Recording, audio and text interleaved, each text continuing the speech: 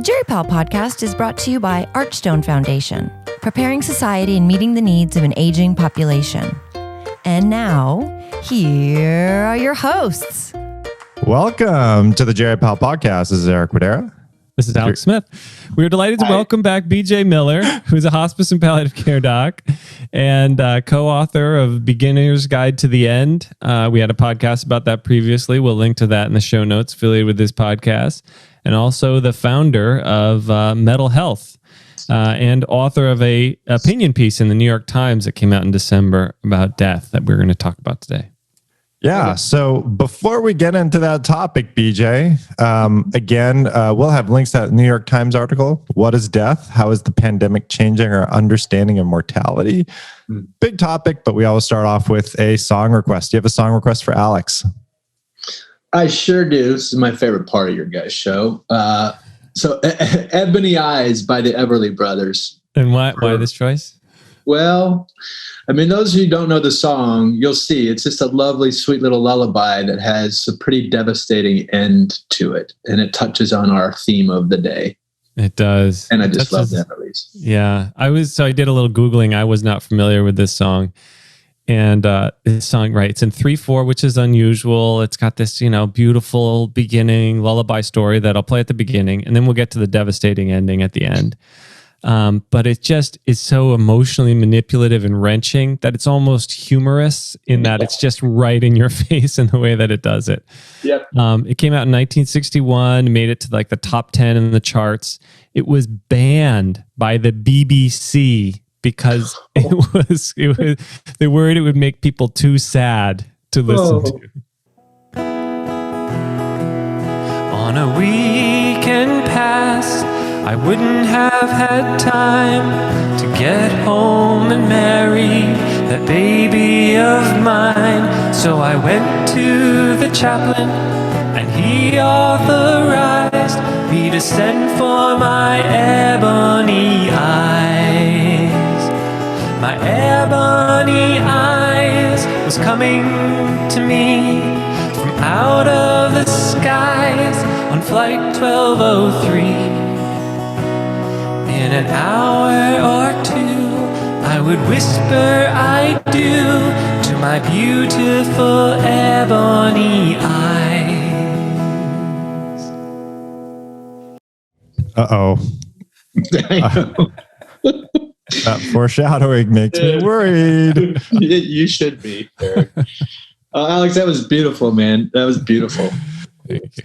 So BJ, this podcast may be banned because it may cause severe sadness amongst all of our listeners because we're going to be talking about death. We can talk about puppies and kitties instead if you'd like. No, we can talk about, no, I was going to make a horrible joke about that. No, let's dive. We'll do it. We'll dive in. We'll go ahead and we'll do what our patients have to do. Can I just ask, before we get into this topic, when we think about other people's death, it's okay, we can handle it emotionally.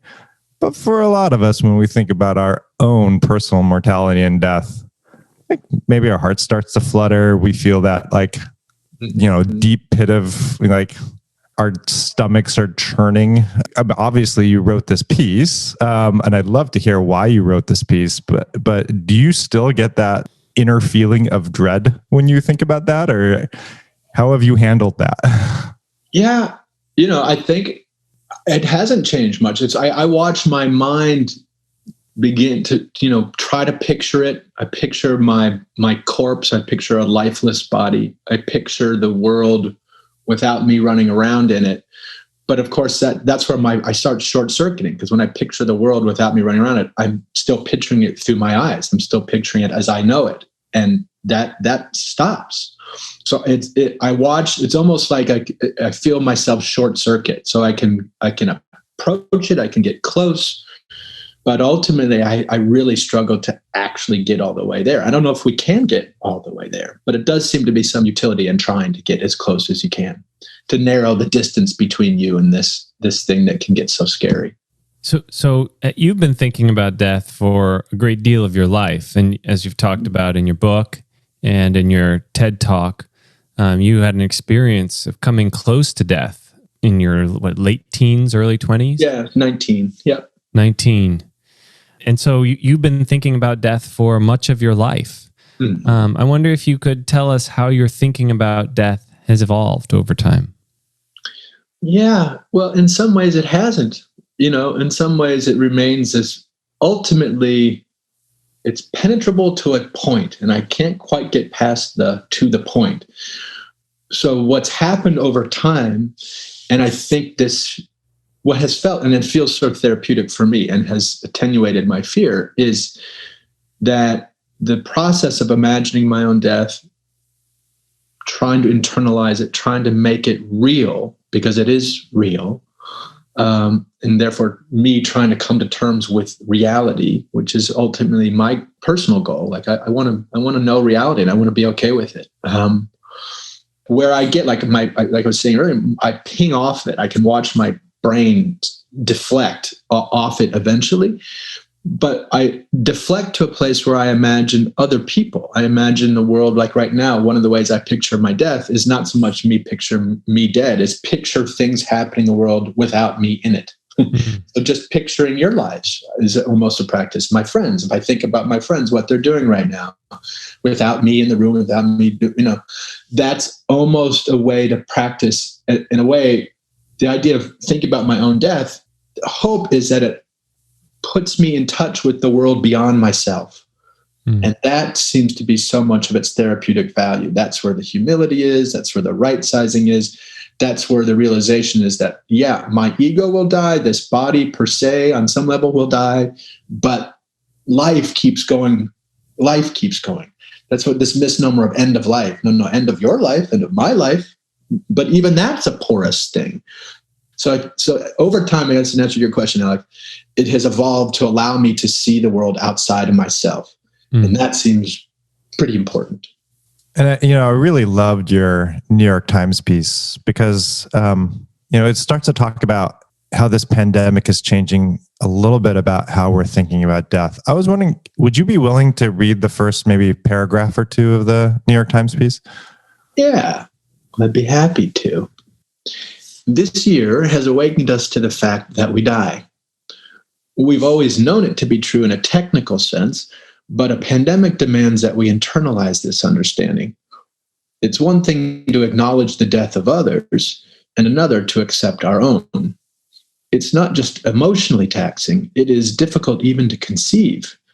To do this means to imagine it, reckon with it, and, most important, personalize it. Your life, your death. COVID-19's daily death and hospitalization tallies read like ticker tape or the weather report. This week, the death toll passed 300,000 in the US. Worldwide, it's more than 1.6 million.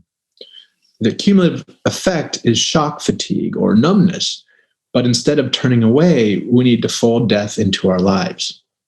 We really have only two choices: to share life with death or to be robbed by death. As you've talked about here and in your piece, you have this focus on trying to imagine what it's like to be death and trying to grapple with and understand what it means to be alive and then to die.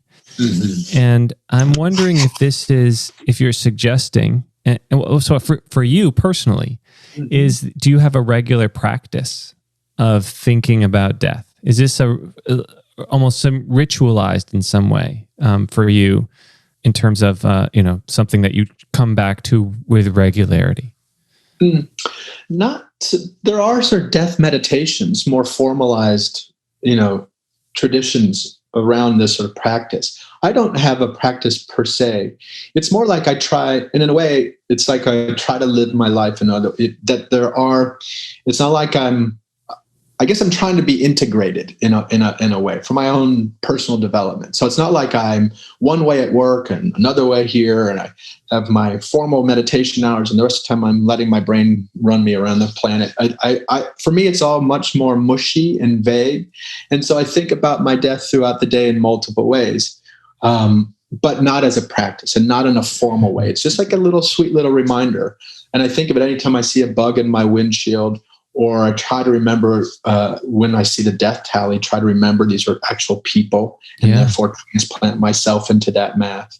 But to answer your question, but no, I don't have a formal practice, but in a way I do it all day long, every day. I feel some relief too. I also use this when I get anxious about all the things I'm doing wrong or not doing right. And I also let death be a comfortable thought. Like someday I won't have to worry about these things.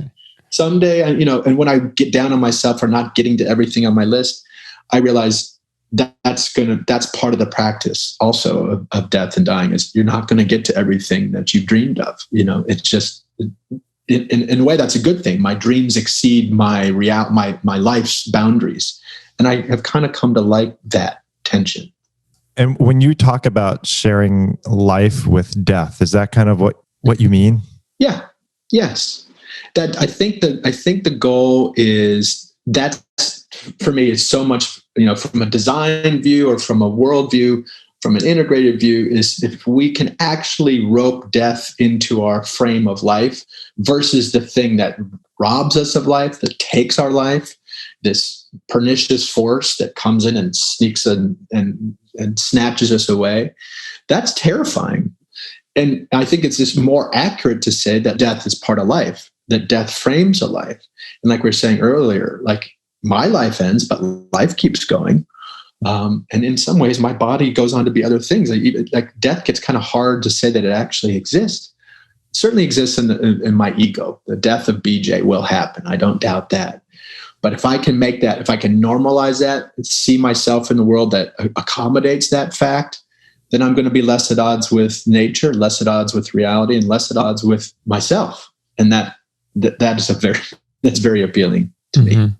You talk in this piece about how the cells in our body are continually dying and turning over.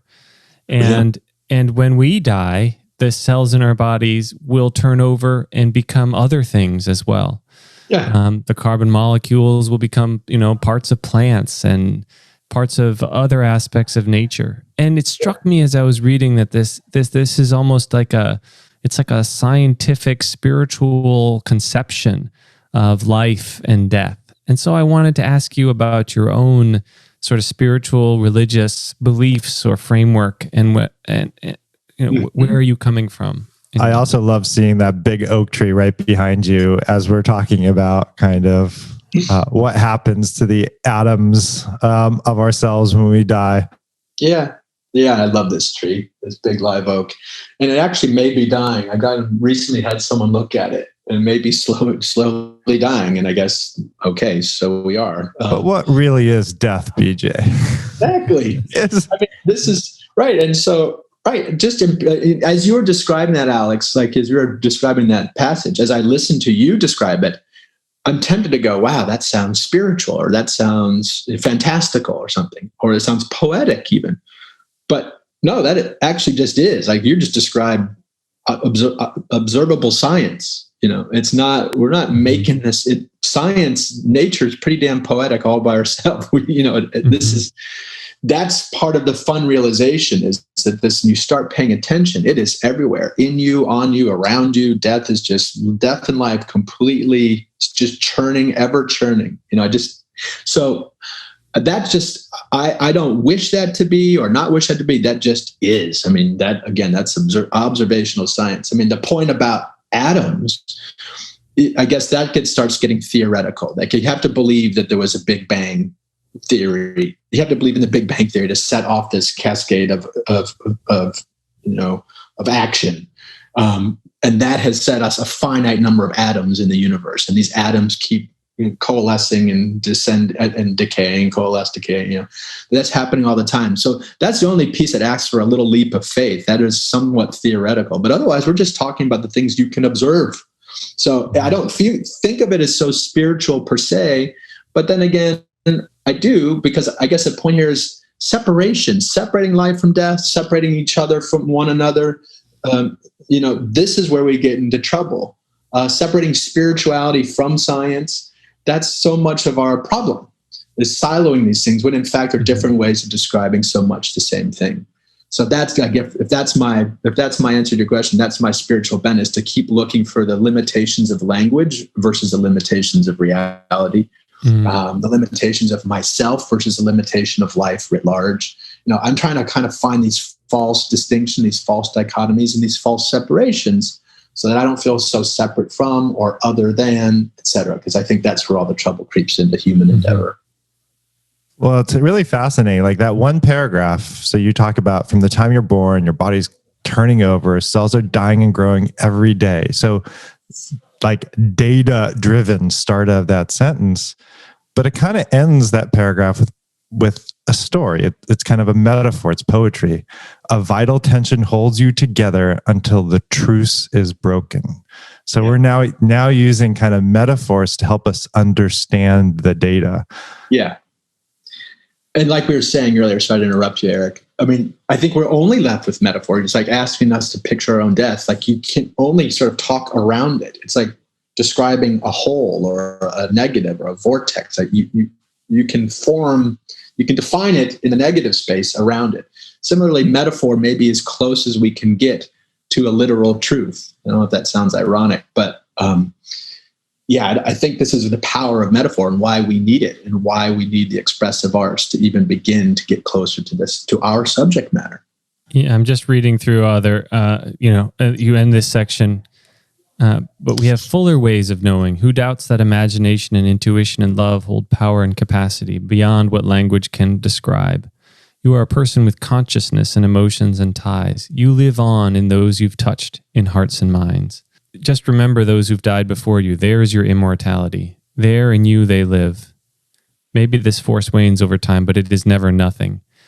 It is interesting to move from this scientific conception of the cells moving over into time into parts that are still unknown and unexplained in terms of science. Like, what is consciousness, right? What gives us the ability to be conscious? This is sort of at that liminal border between spirituality and science. We haven't gotten there with science. We can't explain it yet. There may come a day, but we have to rely on something more in order to integrate our understanding, and also to integrate our understanding of our relationship to others. And I love that line that you live on in others. In different ways, when you touch them, also, with the love that they experience for you, and they carry that with them, their memories of you, but also in terms of, just the cells that you transmit to other people, and that, turn over and become other people over time. Yeah. Isn't it cool?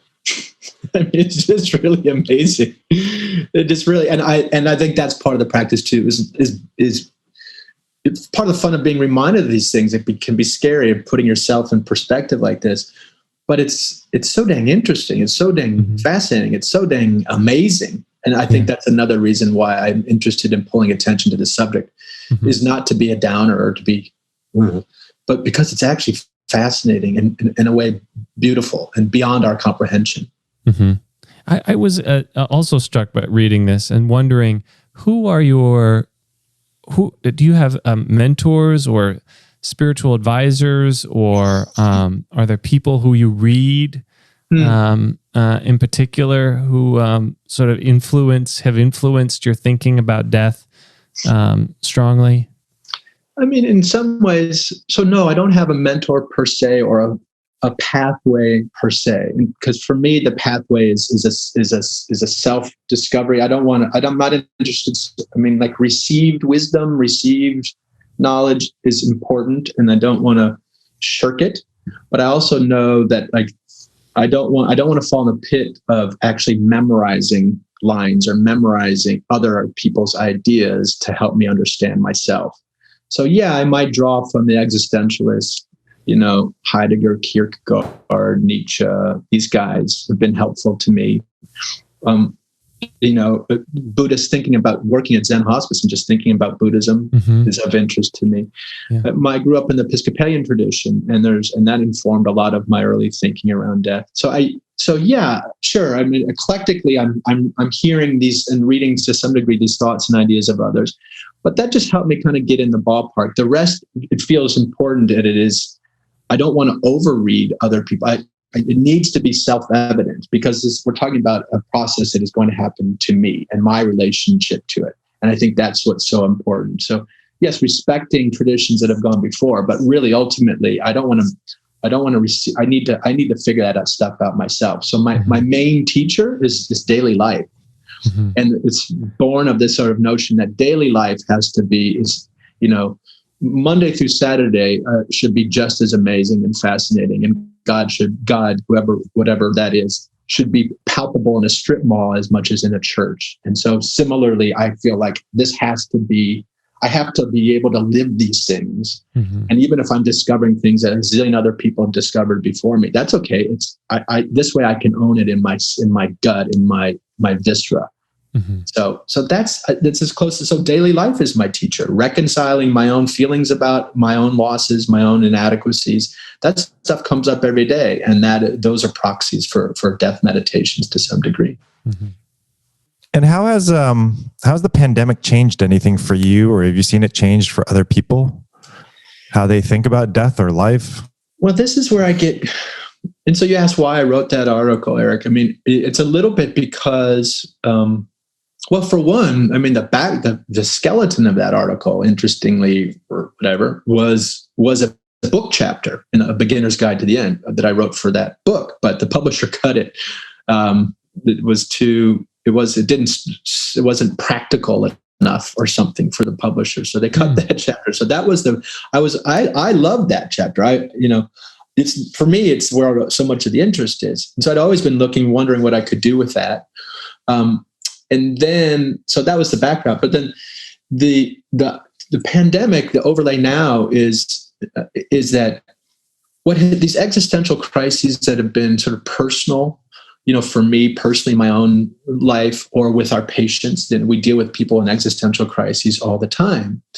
And we watch folks at the individual level or the family level confront their own fears, either by choice or by force. And you see transformations happening, you see sort of expansions happening.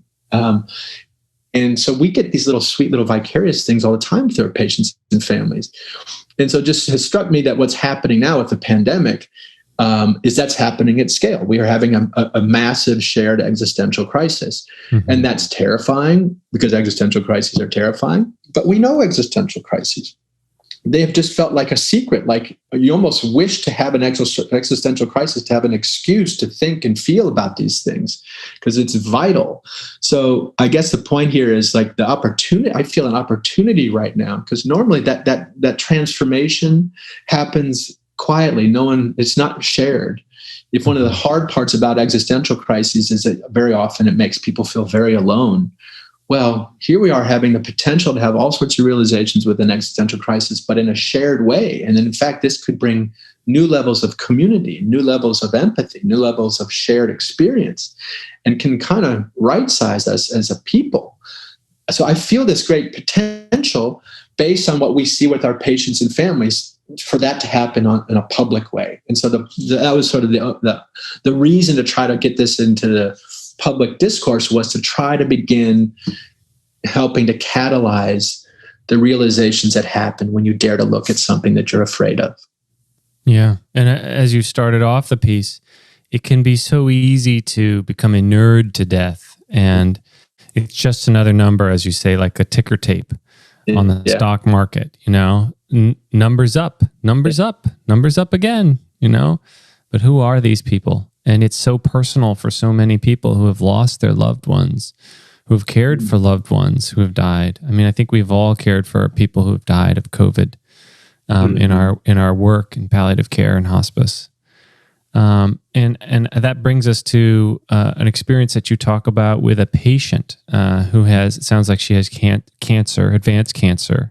Mm-hmm. And she talks about how COVID has changed her friend's perspective, and that she seems able to relate to them more because of the tremendous uncertainty about what's going to happen to all of us, and are confronting our own mortality. I wonder if you could say more about that experience and that patient encounter.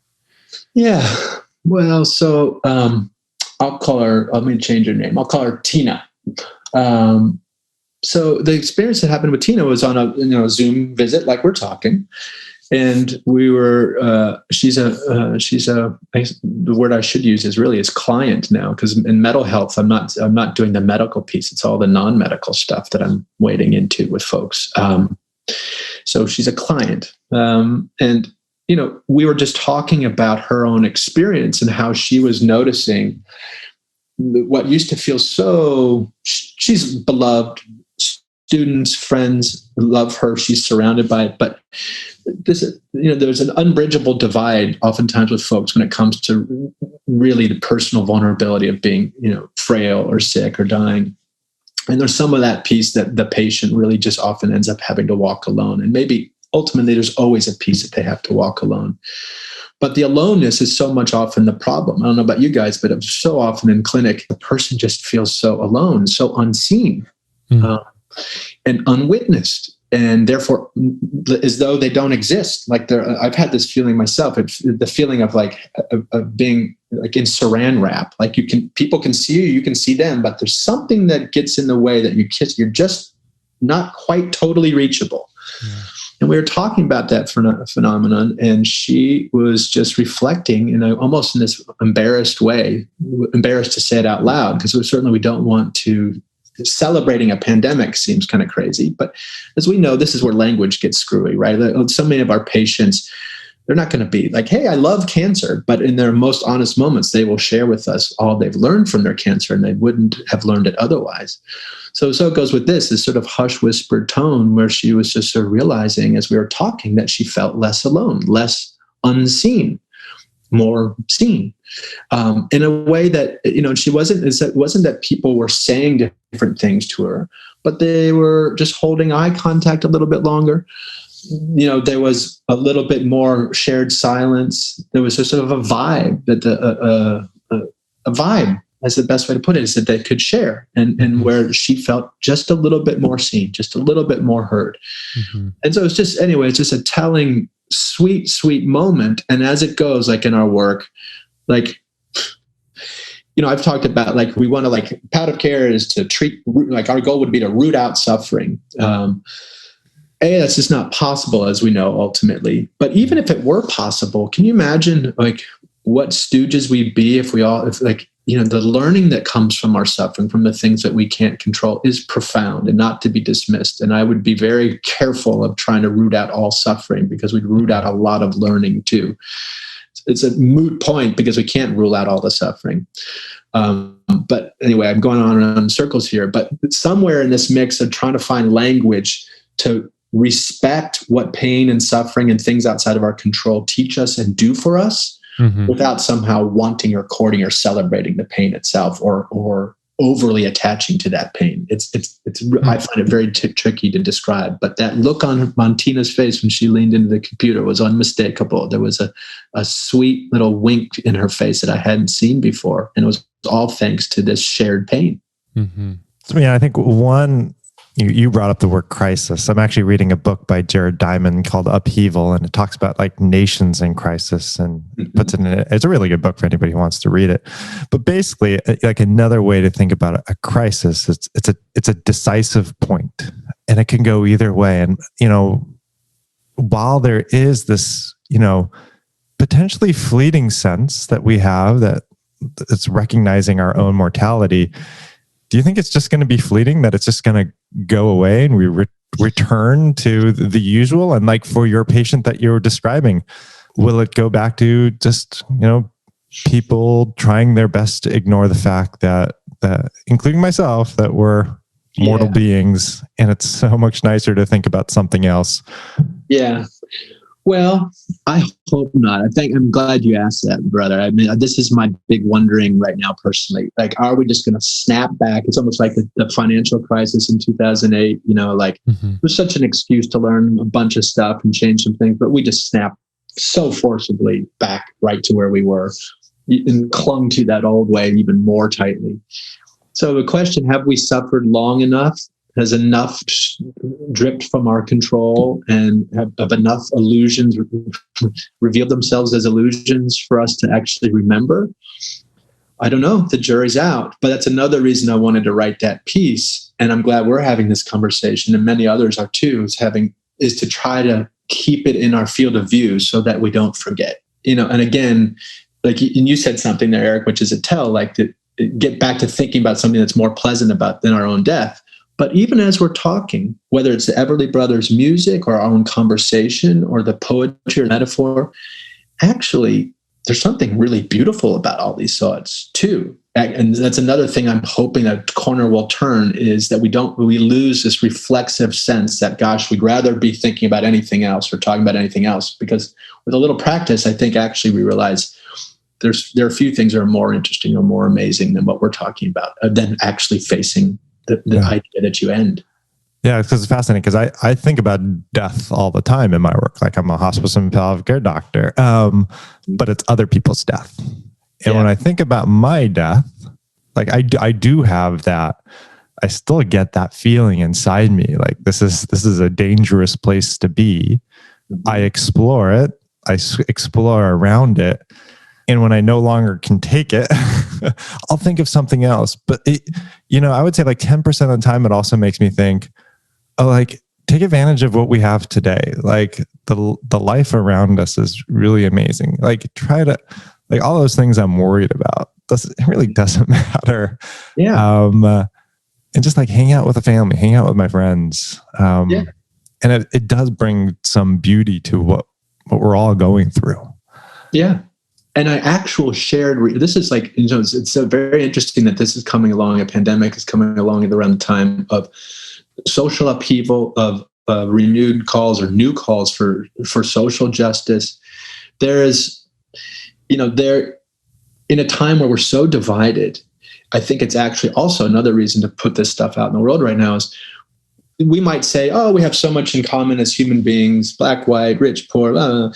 But that stuff isn't so palpable right now. In fact, a lot of the divisions that separate us from each other are what's so palpable, where so much of the focus is. So I think it's also really important right now to name the things that we actually do share, not just as a pleasant idea, but, and death being one of them. Not only being mortal, but as a human being, sort of having to know you die in advance of your death. I think that is, I can't say enough about how tricky that is. And that itself is a bond between people. So I think it's really important to name this actual shared space and to dwell in there and hang out in there before we go back to separating ourselves and distinguishing ourselves from one another. Mm-hmm. I'm all for, like, as you're talking, illusions. Illusions are fun. I'm all just call a spade a spade. So as we go back to having, like, I think it's important that we let this moment take us down, like, let it cut us, let this stuff fall, like, let it take us down to the studs so that we can see what part of us isn't mutable, what doesn't change. Mm-hmm. And so that we can see all the stuff that actually turns out we can live without.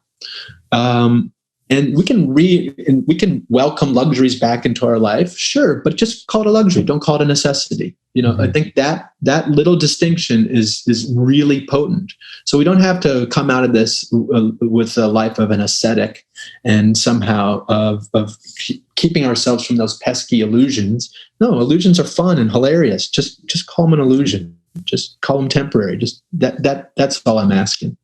And we're coming to the end here. I would love it if you could read the last 3 paragraphs of this before we get there. Because as I told you before we started, the prose, if you're writing, is terrific here, BJ.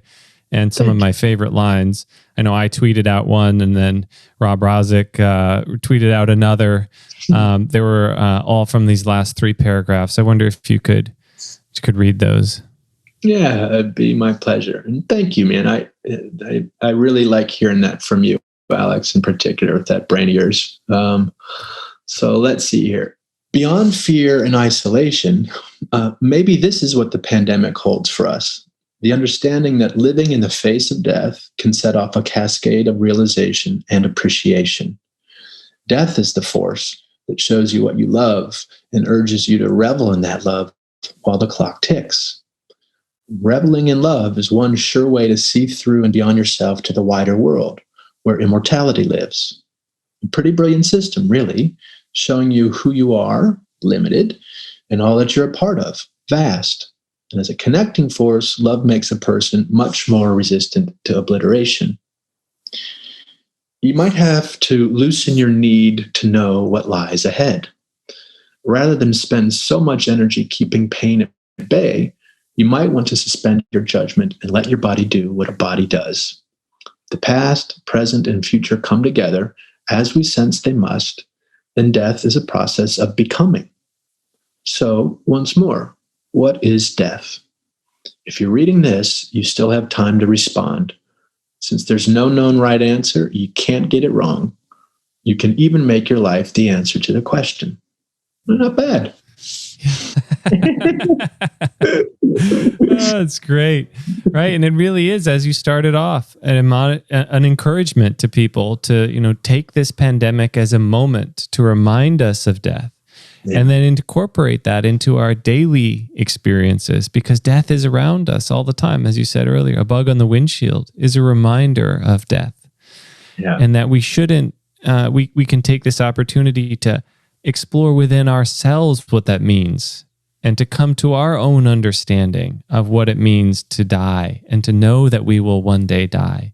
And how will that shape the way in which we live, the way in which we relate to others, the way in which we relate to the natural world. I had to say, I love that. What sort of reaction have you had from others, from patients, to this piece in the New York Times? It's been really sweet, I gotta say. I mean, and it was fun to read the comments in the New York Times, because a lot of people were actually, were taking the charge, were answering the question for themselves. And that's really the hope here, so people were taking the bait. In a way, that's the wrong word, but that was lovely to see. And then I've heard a lot from patients that they felt that that they saw themselves in those words, and they saw something that they have felt put into words in ways that resonated, were words that maybe they hadn't found yet. But that's my favorite compliment, I guess, is the word is when it. Like the person, like people are telling me they could have written it if they had found the words that described how they have felt in moments of clarity. And that's been really cool. And that's been coming from patients and families, not just, one of the tricks here is the subject is kind of interesting. And if you're not careful, you can kind of just bring your intellect to it. But won't get you all the way there. And in some ways it's even hazardous. Eric, you mentioned something really important about us. One of I think the pitfalls of our work, guys, is we are around the subject a lot. So if we're not careful, we might fool ourselves into thinking, that we got this. We understand what this subject is. I'm around it all the time. Patients are dying all the time around me. So therefore I got it. Not necessarily. It is a different corner to put ourselves into those shoes.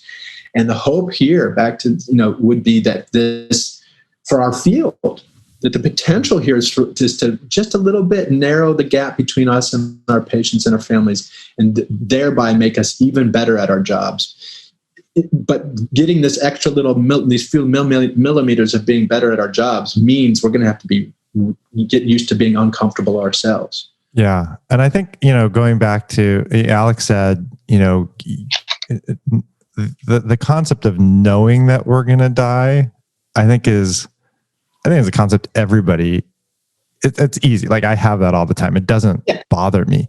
Yeah. Feeling like I'm going to die. That's the scary part. Being willing to have that feeling and sit with that feeling, that moment of like we bring in the word suffering, and that there is suffering in that. And that can also, out of that can come a lot of beauty. Amen, brother. Yeah. And let me just one more thing. I know we're kind of wrap up, but I want to also make it clear, because there is sort of a rapturous thing, there's an exalted side of this very earthly thing.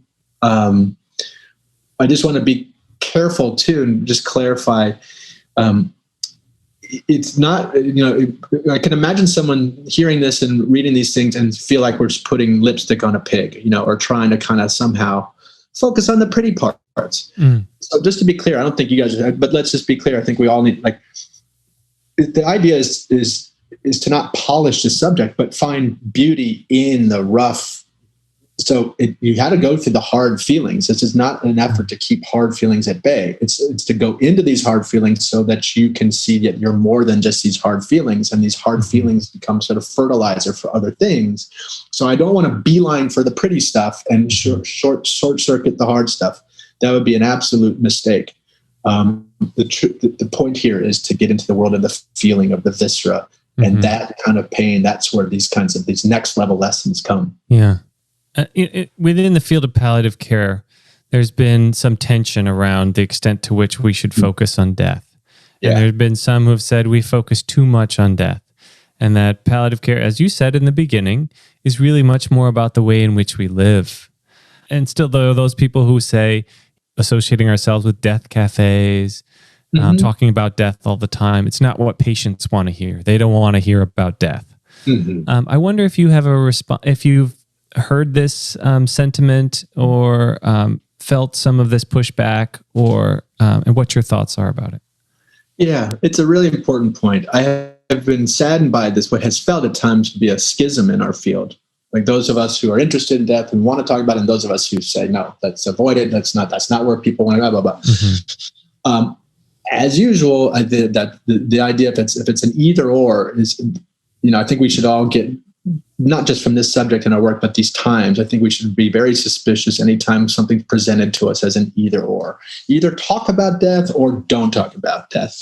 That has always struck me as a little off. And it's always struck me that to just say everyone's in denial, no one wants to talk about this. That's not been my experience. That's not the experience of putting this piece out in the New York Times and seeing how people responded to it. I think more of the truth is there's a pent-up interest and energy around this subject, as people just don't know how to talk about it or whether it's safe to talk about it. So we don't. And so there's a complicitness in keeping this subject at bay for way too long.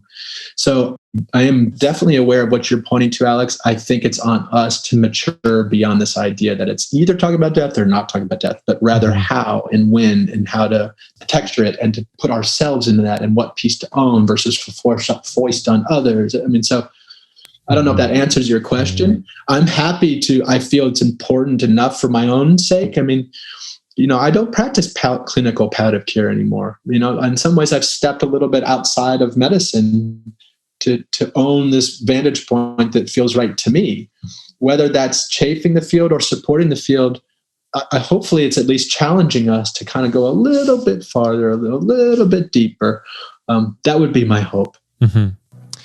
Well, with that, I think it's a good place for us to wrap up on this discussion. We'll have a link to BJ's New York Times article on our Jerry Pal show notes on our jerrypal.org website. So really encourage all of our listeners to read it. It's amazingly poetic. And I think the other thing, let's maybe go back to the song. I think, part of the reason most people like listening to sad songs occasionally, and it's kind of like the topic at hand, that sometimes it's healthy to actually think about it. So Alex, do you want to go back to, is it the Everly Brothers? Everly Brothers, Ebony Eyes. Here we got the spoken word part and the tragic ending. The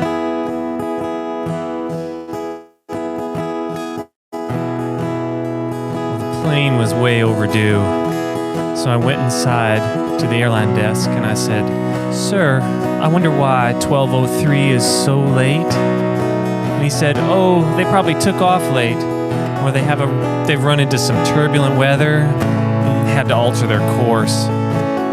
So I went back inside and I waited at the gate and I watched the beacon light from the control towers as it whipped through the dark ebony skies, as if it were searching for my ebony eyes. And then came the announcement over the loudspeaker. With those having relatives or friends on flight number 1203, please report to the chapel across the street at once. Then I felt a burning break deep inside, and I knew the heavenly ebony skies had taken my life's most wonderful prize, my beautiful ebony eyes. Well, we actually, interestingly enough, we lost BJ. His internet connection died, which was, I guess, a metaphor for the topic at hand. While his internet connection died, BJ is still very much with us. So we want to say a very big thank you to BJ for joining us today. And big thank you to all of our listeners for continuing to support the Jerry Pal podcast and Archstone Foundation for your continued support. Thanks, folks. Good night.